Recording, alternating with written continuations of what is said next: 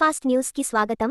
సంగారెడ్డిలో అటవీ శాఖ కార్యాలయ భవనాన్ని రిబ్బన్ కట్ చేసి ప్రారంభించిన అటవీ శాఖ మంత్రి కొండ సురేఖ, వైద్య ఆరోగ్య శాఖ మంత్రి దామోదర్ రాజనరసింహ, టీజీఐఐసీ చైర్పర్సన్ నిర్మల జగ్గారెడ్డి. ఈ కార్యక్రమంలో నారాయణ్ ఖేడ్ ఎమ్మెల్యే సంజీవరెడ్డి, జిల్లా కలెక్టర్, జిల్లా SP, municipal chairperson Koona Vanitha Santosh, CDC chairman Gadeela Ramreddy, ఆత్మ committee chairman Prabhu, market committee chairman Narasimhareddy, Siddanna, Buchi Ramulu, councillors Sangeetha, Anwar, Nawazuddin, పట్టణ అధ్యక్షులు కిరణ్ గౌడ్, కాంగ్రెస్ నాయకులు, కార్యకర్తలు పాల్గొన్నారు.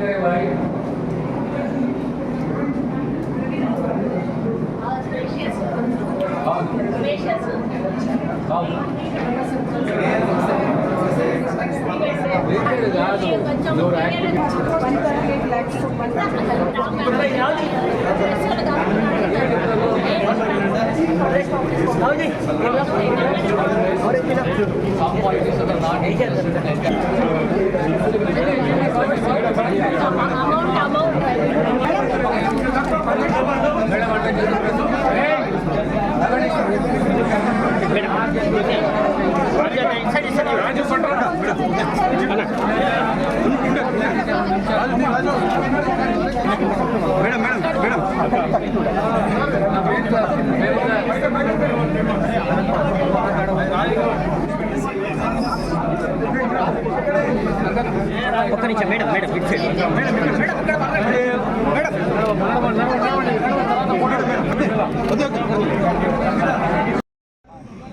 హలో ఆఫీస్లో ఫారెస్ట్ ఆఫీస్ కార్డు ఒక్క సెకండ్ ముందు ఫోన్ కనిపిస్తుంది కానీ కార్డు కనిపిస్తుంది అధ్యక్షుడు ఇంకా అవునా సైన్యం మన అయిపోతుంది లేకపోతే ఈ ఆత్మలు ఎక్కడ ఉంటాయి.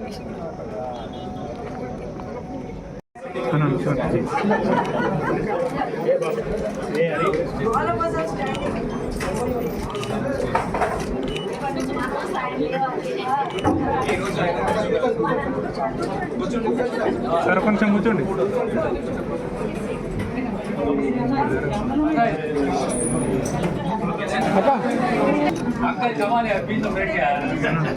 అన్న ఒక్కసారి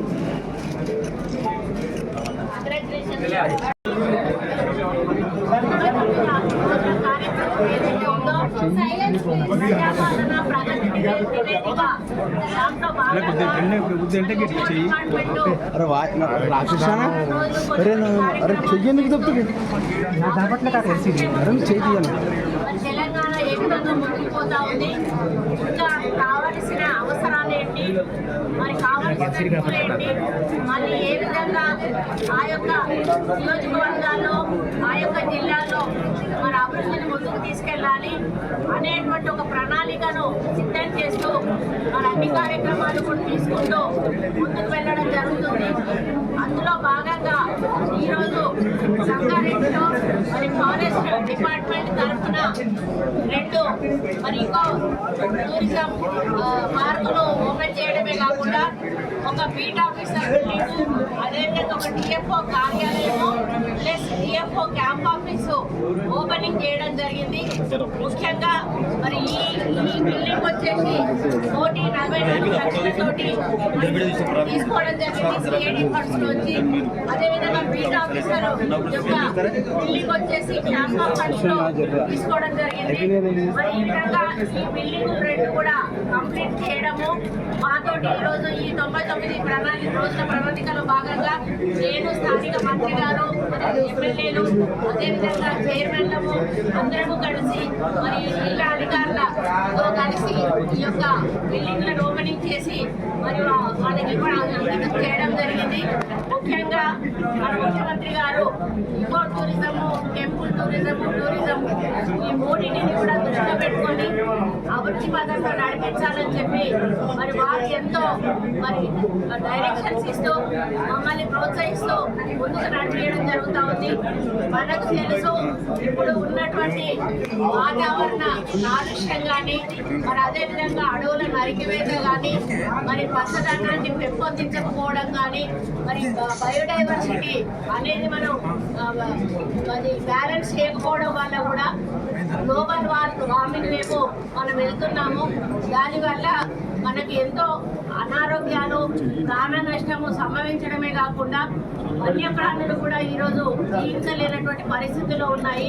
మరి ఆ విధంగా జరగకుండా కఠిన చర్యలు తీసుకోవాలని మరి మా డిపార్ట్మెంట్ నిర్ణయించి ప్రతి ఒక్క అడవి ప్రాంతం ఎక్కడైతే మాది ఉందో దాని చుట్టూ కూడా ఫెన్సింగ్ ఏర్పాటు చేయడమే కాకుండా మరి అందులోకి ఆహ్వానించండి, ఇకో టూరిజం డెవలప్ చేసి ప్రజలను ఆహ్వానించి మరి అక్కడ పచ్చదనంలో ఒక గంట సేపు అయినా కూడా ప్రజలు ఉంటే వారికి ఒక మంచి వాతావరణంలో గాలి పీల్చుకున్నప్పుడు వాళ్ళ ఆరోగ్యం కూడా మెరుగుపడేటువంటి అవకాశం ఉంటుంది.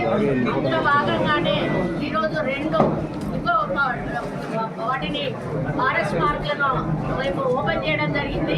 ఒకటేమో మరి అమృతవనం ఒకటి, హరిత ద్వారం ఒకటి ఉండపల్లిలో.